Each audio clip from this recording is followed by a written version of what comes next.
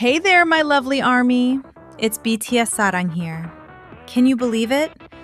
It feels like just yesterday, but it has already been nearly 3 months since all our boys finished their service and came back to our arms. You know they were busy bees in LA, cooking up that masterpiece album for release next spring, right? Well, the good news is they've all touched down safely back in Korea. I am absolutely gluing myself to my notifications because you just know they're going to pop up on a Weverse Live soon to spill all the tea on their progress.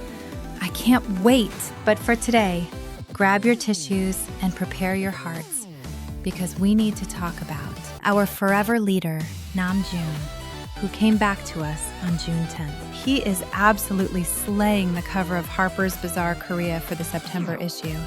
And let me tell you, the interview he gave is just so him. I have to share it with you. So the interviewer set the scene beautifully, writing the questions. Way back in early July when the Seoul heat was just kicking in, wondering where Namjoon was at that exact moment, they asked, "Where are you right now? And what kind of moment are you living in?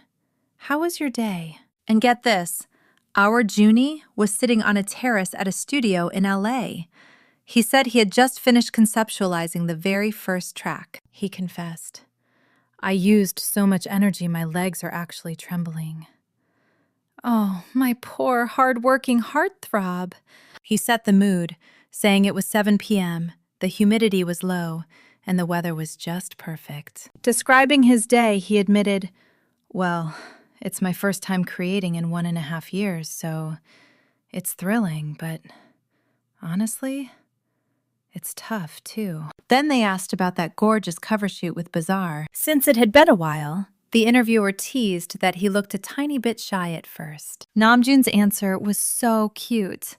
He said, "I remember back in the day, I wanted to be photogenic so bad, I'd practice faces and poses alone in the mirror. But now," he says, "the act of having my picture taken feels heavier, more difficult somehow." He wonders things like, how much should I relax? What kind of attitude or mood is right?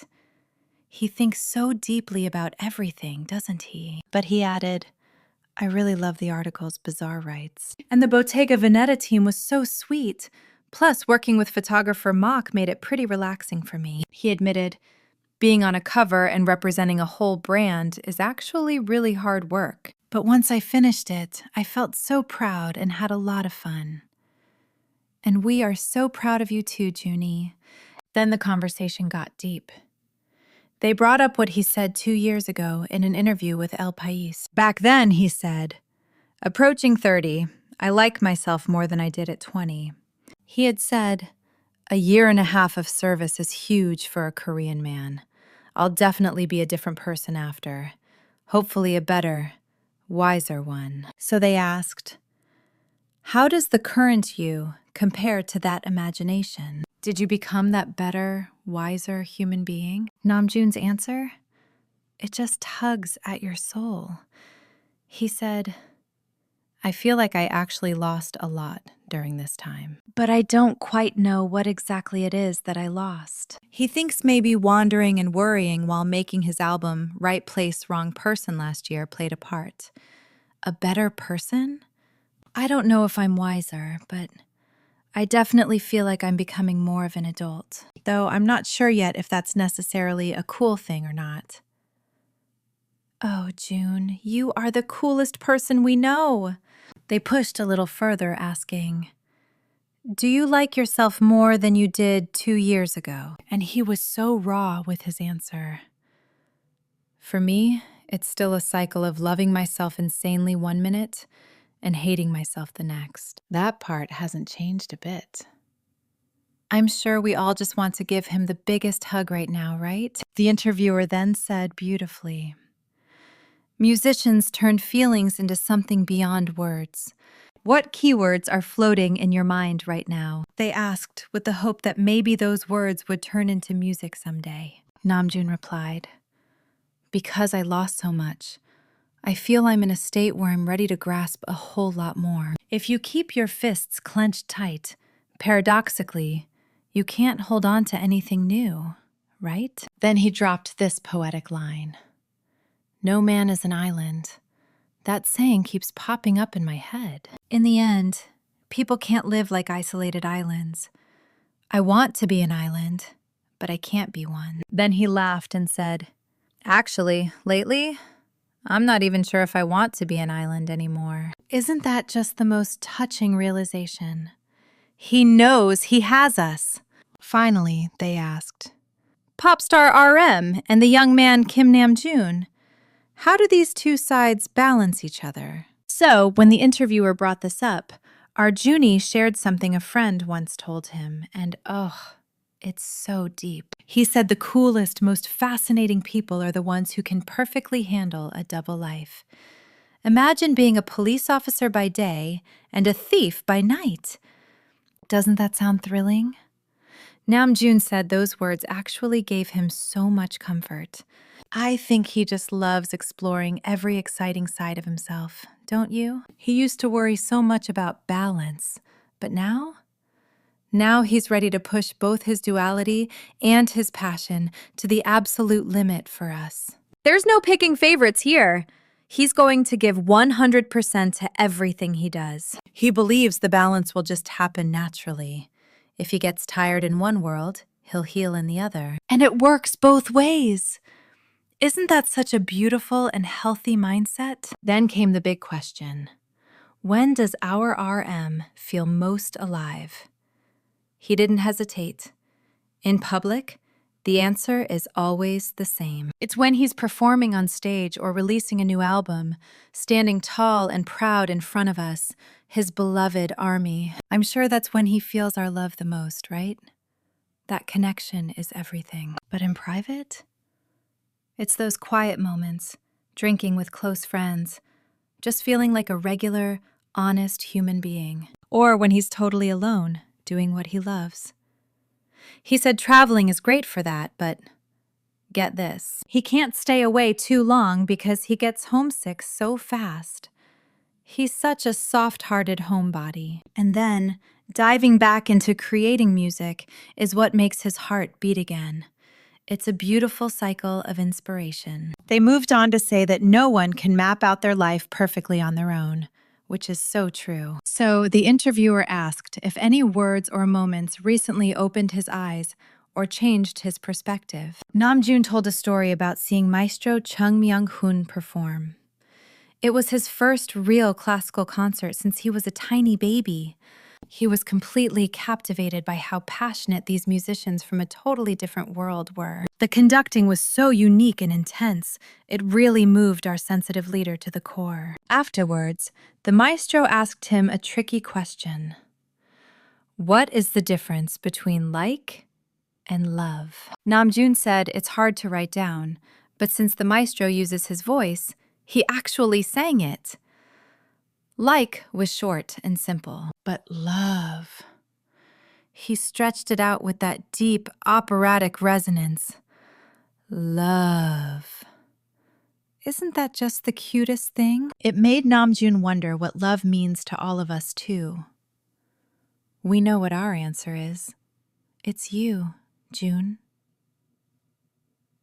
Since he's such a dedicated art lover as well as an artist, they asked how he stays so committed without getting bored. How does he keep that fire burning for so long without burning out? Doesn't he ever get tired of it? He just let out that warm laugh of his and said simply, because it's the most fun. At the end of the day, joy is everything. He's always been so curious about other people. He sees art as the ultimate human expression, right after the act of simply living. His mind is just so sexy, isn't it? He loves how every person and every medium feels different. It's endlessly fascinating to him. Just like how deeply he was touched by that classical concert he mentioned. Basically, he stays in the art world for 3 reasons: the fun, the sense of duty, and above all, the love. Then they talked about growth, something that defines BTS and Namjoon perfectly.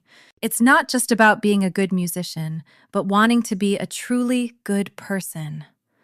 That hits me right in the feels. But what does that even mean? Is a good person actually good? So they asked him, "What is your definition of a good person?" He admitted it's different for everyone and changes all the time. So thoughtful, as always. But his answer? He thinks a good person is someone who doubts themselves, someone who constantly asks, "Am I doing right? Am I a good grown-up?" That humility is why we love him. He said sometimes he just wants to live simply, without overthinking. But then he remembers ancient philosophers wrote massive books just to explain life. So that mix of doubt and ambition is key. And if you add a little boyish innocence to that, he says that's the most charming thing in the world. He's literally describing himself, I swear. Finally, referencing his desire to push his duality to the limit, they asked him about the threads that weave the fabric of his life. And with that signature thoughtfulness that we miss so much, Namjoon began to answer. It's that overwhelming feeling of absolutely loving the world and everyone in it, but then feeling the exact opposite at the same time. He calls it his thesis and antithesis. Speaking of our leader, I have to tell you, the moment I first fell head over heels for RM as an artist was back in 2016 when he released his self-composed masterpiece, Reflection. He said, "I just find this movie to be incredibly fascinating." He talked about how he wants to film every single day perfectly and how that connects to his desperate desire to just be free. I remember being completely shook by the phrase, freedom from freedom. It resonated so deeply, didn't it? If you're someone trying to direct the movie of your own life, I'm sure you felt that right in your soul. Every time I listen to that track, I find myself holding on to these lingering questions for him. I wonder, what genre would your life's movie be? And what title would you give it? When the interviewer asked him that, Arjuni gave such a thoughtful answer. He said the movie of his life feels like a comedy, or maybe a quirky, offbeat documentary. He felt that if he had to give it a title, that's exactly what it would be. And then, this part really got me. He said if he could meet his younger self, standing there at Tuksum, he knows exactly what he'd say. He'd tell him, "It all works out in the end. Deep down, you knew that, didn't you?" He'd say, "I've come from the future, and I'm here as your friend." The interviewer pushed a bit further, asking if that version of him ever found that freedom from freedom. Our Namjoon replied that he thinks he'll spend his entire life whispering those words, searching for it until the very end. He said, the climax of this movie hasn't even happened yet. The director, and even God himself, doesn't know how it ends." I mean, wow, right? That was just a glimpse into the interview. But my heart is so full just reading it. You can really feel how deeply he thinks about everything. It just makes it impossible to take our eyes off whatever Namjoon does next. Let's look forward to it together. Now, shifting gears to our sunshine Hobie, who just wrapped up his world tour in June. You won't believe this. Yesterday, Hobie took home the Best Singer Award at the 52nd Korean Broadcasting Awards. Just so you know, this award is huge. It's given to artists who have spread musical influence globally and completely captivated the public's eyes and ears. Between 2017 and 2021, BTS swept this award as a group, but this time, it's his very first win as a solo artist. It's an absolute historical achievement. Our Hobie, congratulations! We are so proud of you. He even hopped on Instagram stories to share the good news with us directly. He's always thinking of us. He's been working so hard this year with the world tour and releasing new tracks. I know group activities will be the main focus moving forward, but I can't help but wonder, when will we get to see his solo performance again? Knowing our boys, they always surprise us in the best ways, so it's impossible to guess what's coming next. All right, let's talk about our lovely Jimin. I know he's been dealing with a lot lately regarding the situation with Dawn, and my heart just goes out to him. The day after things got a bit noisy, he flew back to Korea from Los Angeles. It seems he wanted to keep a low profile, as reports say he slipped out through a different exit to avoid the cameras. There was an official statement released to the media about the situation. But we haven't really known exactly what Jimin has been up to since then. But amidst all that, Martin from the junior group Cordis mentioned our Jiminy on his Weverse Live yesterday. This story is so sweet. He said he bumped into Jimin Soonbenim in the elevator. Martin was all alone, but he said Jimin looked at him so kindly. Jimin told him, "I'm watching you guys closely. Keep fighting and do your best." Isn't that just the most heartwarming thing? Thank you, Martin, for sharing that precious moment. It sounds like Jimin was at the Hybe headquarters yesterday. Even when he's going through a tough time himself, he still takes a moment to encourage his juniors.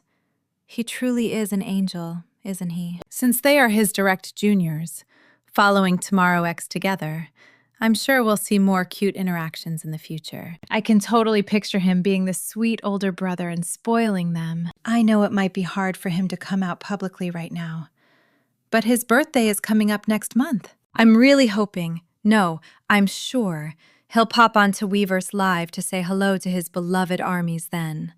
Of course, if he wanted to surprise us even once before then, I think we'd all cry tears of joy, wouldn't we? It feels like just yesterday when we started counting down. Remember? Jin returned to us on June 12, 2024, after enlisting back in December 2022. Then, about 4 months later, on October 17th, our Hobie came back! And then, the magic happened this year.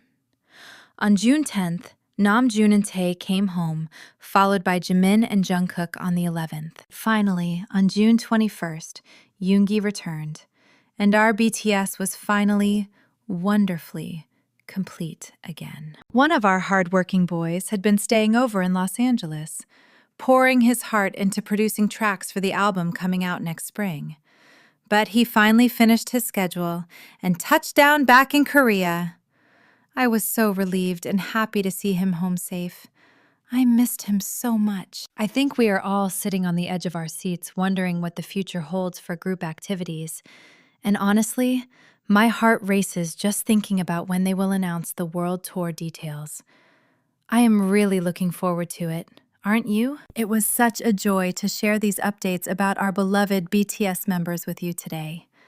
Talking about them with you guys is my favorite thing to do. Sadly, that is all the news I have for you lovely people right now. Thank you, from the bottom of my heart, for spending your time with me again today. Please do not forget to subscribe to the channel. I am really looking forward to seeing you in the next video.